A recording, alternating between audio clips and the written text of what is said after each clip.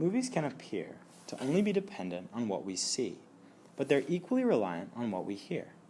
Music and sounds are playing an increasingly important role in films as the technology to make them evolves. The textbook Looking at Movies by Richard Barsom describes sound design as the art of creating the sounds heard in a movie, and also points out that a powerful sound design is an integral part of a movie's artistic vision. Both the story and the characters would be less fascinating without it. In 2001, A Space Odyssey, the sound design operates as affecting the viewer on both a physical and psychological level. Most films' sound design provide cues to help us form expectations about meaning and can actually shape our analyses or interpretations of a film. For 1968, this sci-fi thriller had state-of-the-art graphics, and Stanley Kubrick himself labels 2001 as a visual experience, and oftentimes, unless the audience is intently concentrating on listening, it will come across as a predominantly quiet movie. In reality, the diegetic and non-diegetic sounds of this film are crucial components in creating a dramatic environment for the viewer and regularly hints at particular scenes, having more significance than others. Let's take a look at a few. From the very first scene, the viewer is blasted with a bombastic theme song to accompany the grandiose images of space and the film's title, 2001, A Space Odyssey. The song, along with the expansive graphic of space, indicates the epicness of the tale that's about to be told. Following this non-diegetic theme song in the opening, the film takes on an almost entirely diegetic sound design and a series of shots that are referred to as the dawn of man. In this series of shots, the animalistic sounds of apes, bugs, and birds, accompanied by all the other natural desert sounds, help the viewer immerse themselves in a setting that the visuals are creating.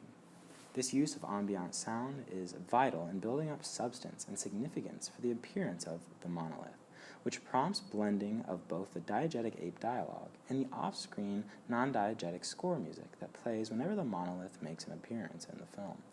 The asynchronous female chanting that accompanies the appearance of the monolith grows in volume the longer the apes inspect the newly discovered development in their home, and as the chanting steadily increases in volume, it builds up suspense in the audience until eventually the sound dominates the scene, as viewers' attention is almost entirely on the monolith.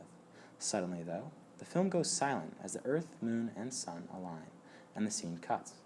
This transition and blending of score music with diegetic sounds cements that image of alignment in the viewer's mind and conveys the importance of the moment itself.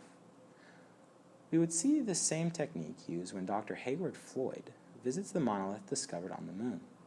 Another important example of sound design is the introduction and presentation of the supercomputer HAL. HAL is essentially an artificial intelligence, 9000 series to be exact, who talks through the speakers in the ship. Although we never see more than the camera lens that represents HAL's eye, we can tell he is the one making conversation with the doctors on board. Kubrick uses the other actors' dialogue and their facial features to convince the viewer that a computer is speaking, even though no lips are moving or mouth is opening. Even when the location changes, the viewer knows that HAL is the one speaking. This is a great example of sound that would normally be perceived as internal sound or interior monologue, actually being external sound that's inferred from the sound design of the film. Hal's famous dialogue with Dr. Dave Bowman, where he says, "I'm sorry, Dave, I'm afraid I can't do that," goes on to be one of the most remembered scenes of the movie. Yet another example of effective sound design is the use of silence throughout the film. A scene that stands out in particular is the death of Dr. Frank Poole.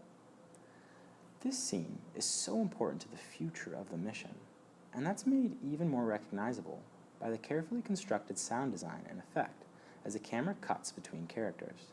The slow hissing sounds of Dr. Frank Poole breathing in his spacesuit creates an irritability in the audience, as they have to listen to the same repetitive breathing for minutes. The viewer can see the ship turning around, and naturally we want to warn the doctor, but it's almost as if the sound of his breathing is too loud for us to yell out and warn him. Once that breathing suddenly stops, our attention is especially drawn to that moment as the camera zooms in on Hal, who immediately sends the ship crashing into Frank. The movie cuts back to the whir of computers and clicking of machines, where Dave is safe and sound inside the ship. This distinction creates a feeling of darkness or even evil outside of the ship, which only adds to the ominous feeling cast over the audience when the camera cuts back to Dr. Frank, who is tossing and turning, trying to reconnect his air tube in absolute silence. This lack of sound not only connects Hal to the actions that caused the Doctor's death, but also points out the desolation and emptiness of space, making silence a multifunctional sound design tool.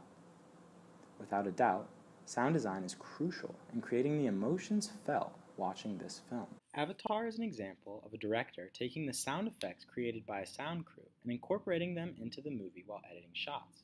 And while visually stunning movies such as 2001 and Avatar can often make the sound design take a back seat in what the audience perceives as important, it often has a large role in how good or bad a movie is perceived. 2001: A Space Odyssey practically exhibits all the functions of film sound, and most predominantly utilizes the function of emphasis to create a timeless and thrilling sci-fi that left countless viewers with a desire to watch it over and over again. Undeniably, this would not be the AFI Top 100 film it is today without the film's sound.